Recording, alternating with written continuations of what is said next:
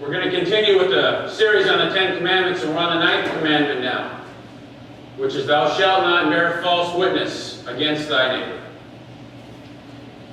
Or I suppose, put it more simply, thou shalt not lie. I found a couple of famous American fibs. The check is in the mail. I'll start my diet tomorrow. We service what we sell. Money cheerfully refunded. One size fits all. The offer limited to the first 100 people who call in. Leave your resume and I'll keep it on file. This hurts me more than it hurts you. And open wide, it won't hurt a bit.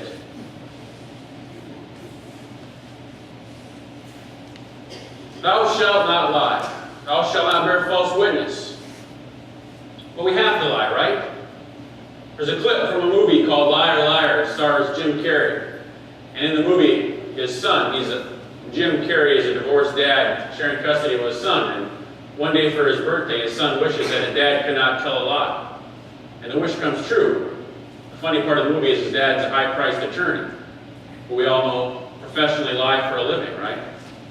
So the movie is about that. Well, this clip I have is a clip of when Jim Carrey finds out the wish that was made and wants his son to undo that wish. Monster Max! Godzilla, can you play catch? I'd like to, but I can't right now. Max, I gotta talk to you. Your mom told me about that wish you made last night. It was true, Max. Really? You mean you have to tell the truth? Yes. No matter what? No matter what. Especially, In the Olympics, yes. On Channel 23, no. Well, sitting too close to the TV set make me go blind? Not in a million years. If I keep making this face, we'll get stuck that way? In fact, some people make a good living that way. Now listen, Max. You gotta do something for me. I need you to take back that wish. Mine? Yes. But not to you. See, Max? Sometimes grown-ups lie. It's hard to explain, but... Look, here's a good example. When your mommy was pregnant with you, she gained a good 40 pounds. There was nothing she wouldn't eat. Daddy was scared. And when she asked me how I looked, I'd say, honey, you look great. You're beautiful. You're glowing. If I'd have told mommy she looked like a cow, it would have hurt her feelings. Understand? You can tell me from the inside. That's just something to say. Max, no one can survive in the adult world without the stick with the truth.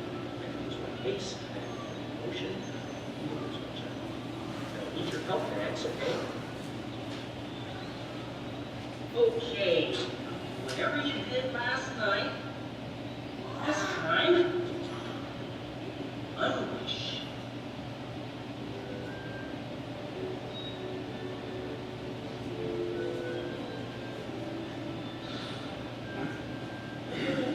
Excellent!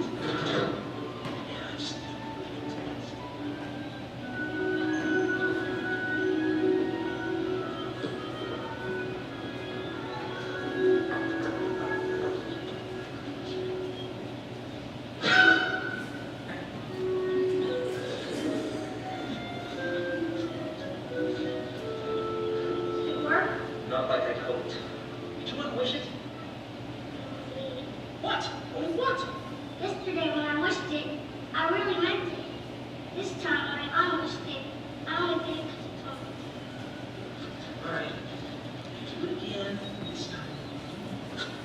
I can't. Why not? I don't want to lie. Max, please. I have to lie. Everybody lies. Mom lies. Even the wonderful Jerry lies. But you're the only one that makes me feel bad.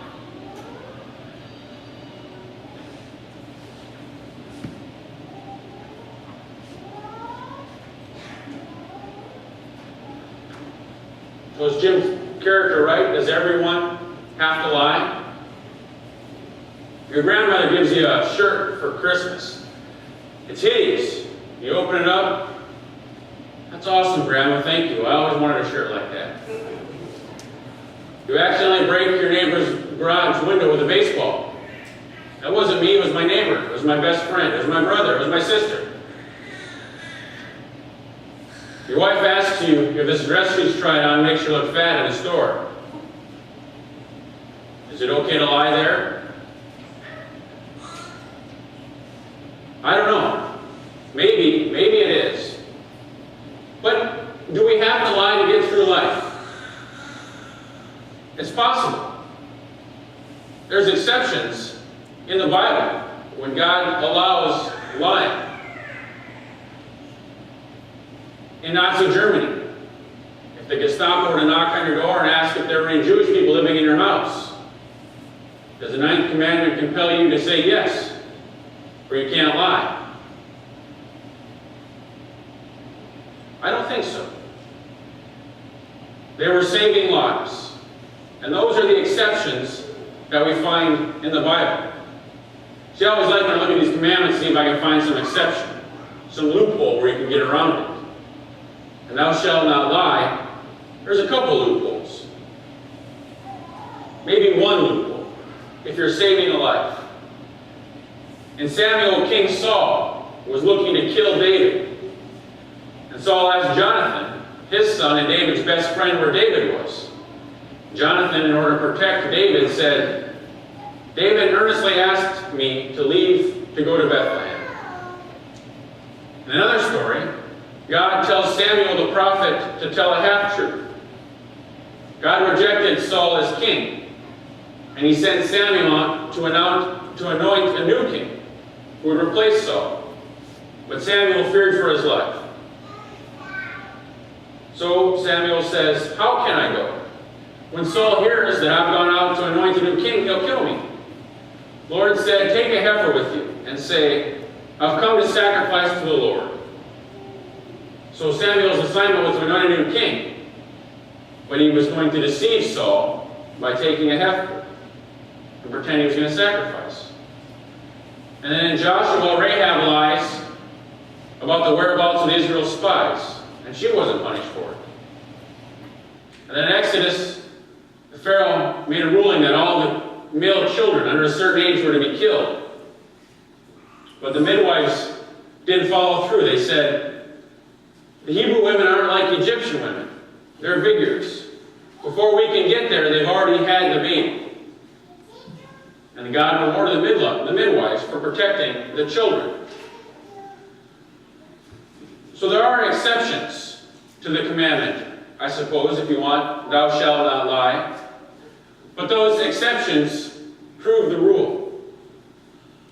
You shall lie only to protect lives. But we lie quite easily. We lie quite often. Is it a big deal to tell those white little lies? Is it a big deal to not always tell the truth? To maybe withhold something? Well, God's desire is for every person to be truthful. God wants all of us to be as honest and truthful as we can be. He doesn't want us to lie because he wants our conscience to be clear, so that we can sleep well at night. So we don't get ourselves a bad reputation. Because what's the biggest fear if you tell a lie? Your biggest fear is that you're going to be found out, right? Being caught becomes your biggest worry then on your mind. So if you're truthful with yourself and with others, you can eliminate that worry. You don't have to remember which lie you told. It'll keep it going. And if it becomes habitual in our lying, then it becomes more difficult to be honest in other dealings.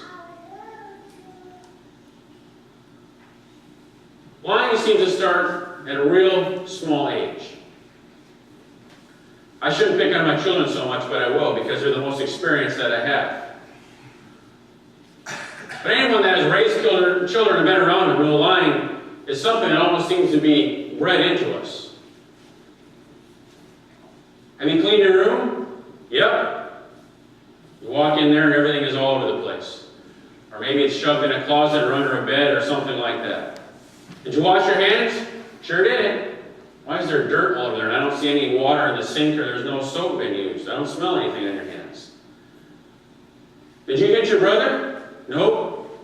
So we just decided to start wailing like like someone ripped off one of his fingers. Yeah, I guess so.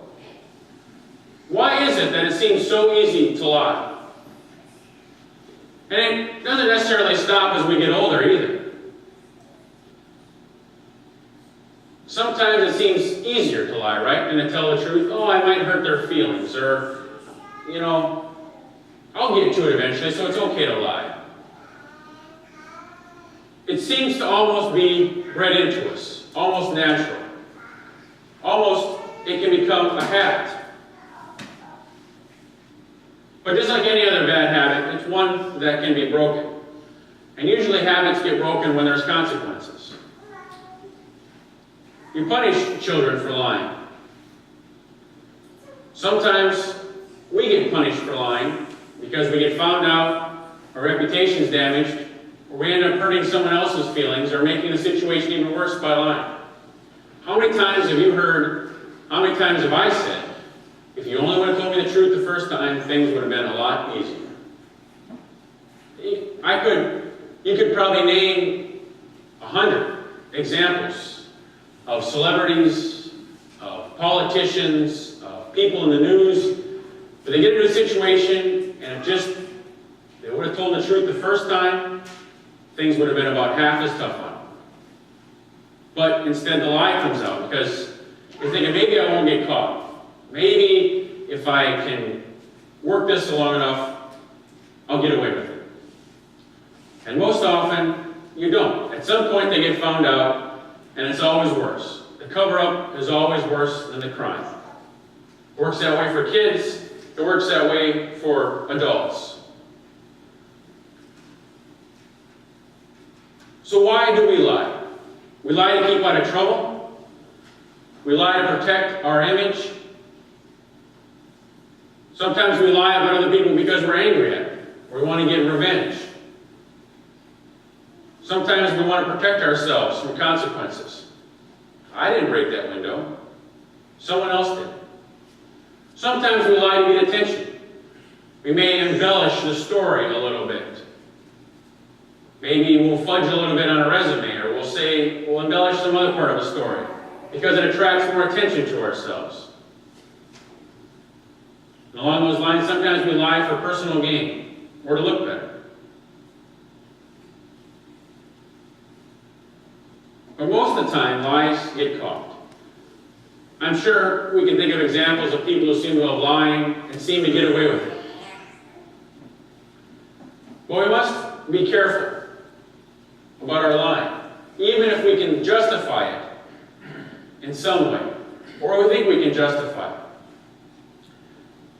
Because if the lying becomes a habit, we're in danger of ruining our reputation. We're in danger of hurting other people. We're in danger of hurting ourselves. And just like any habit, the more you do it, the harder it is to break. I've talked about the GIGO principle, G-I-G-O. The garbage in, garbage out. Meaning what we take in, what we observe, what we do, usually ends up coming out in our minds, in our speech, in our actions. So if we tend to say a lot of lies, we tend to want to participate in them or spread them, then it becomes easier to do so, starting with smaller to get bigger. So how do we live a life as a truthful person? A simple way is to spend time around people that are truthful, to pick up on the habits of truthful people, to see how they live. Bad company corrupts good morals. You become who you hang out with. Sounds like a good speech when Isaac gets to be picking his friends. But it's true. If you hang around people that tend to lie a lot, then you'll tend to want to do that also. Another good one that is probably a good kernel of truth for all of us is to think before we speak. How many times have we opened our mouth and something's come out and we immediately thought, oh, should have never said that. Or you think a few minutes later or a little while later, you think, you know, I shouldn't have said that. That wasn't truthful. That was hurtful. That was a lie. But how many times do we go back and immediately correct what we've said?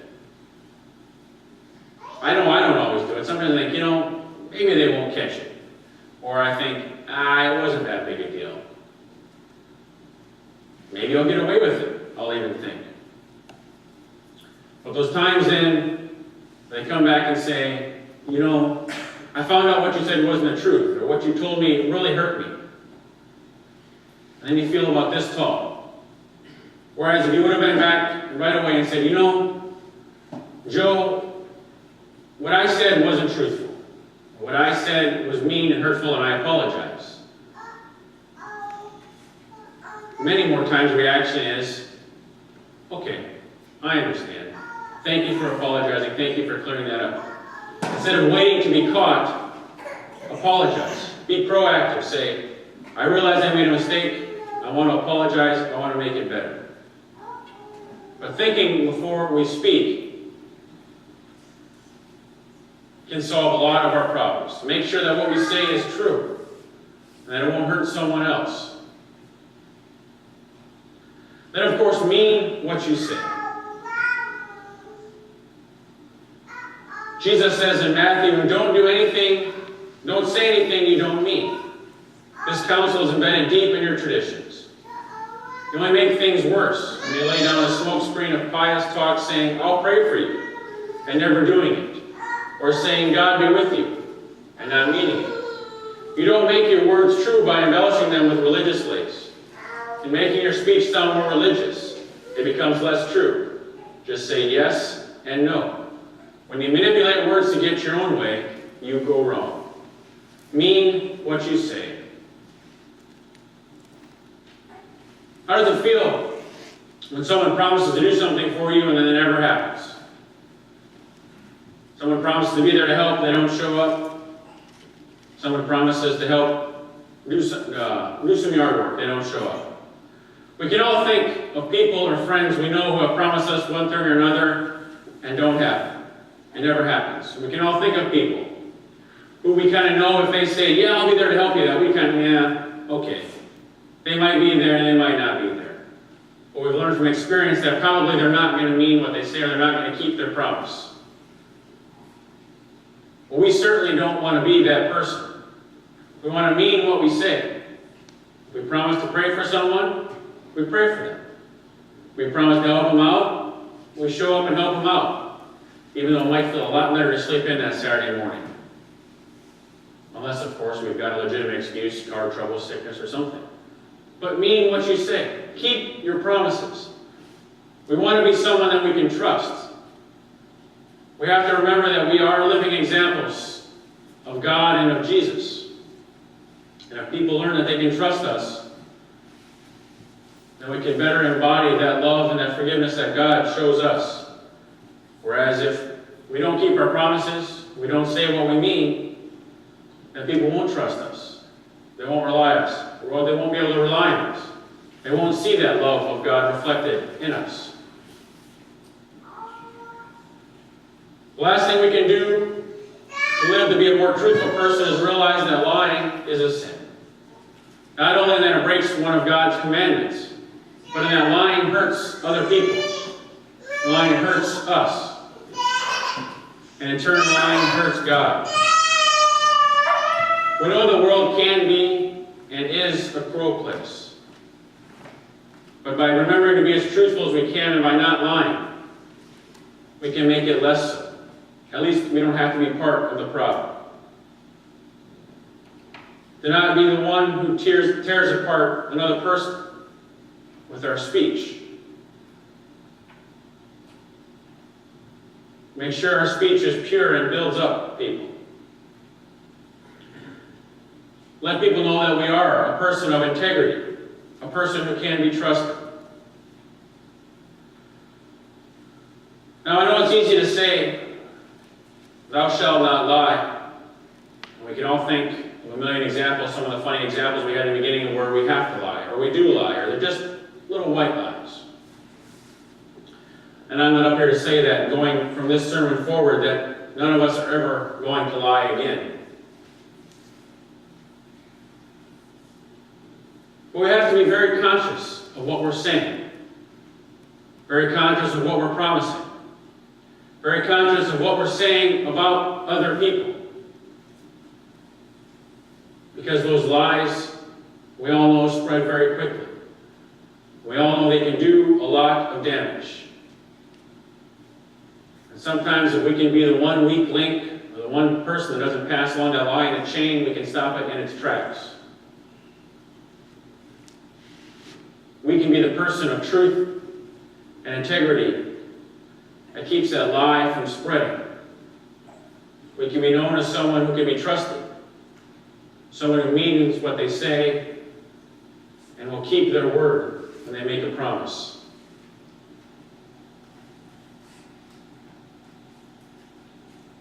Let's be the person of integrity that can show that love and faithfulness of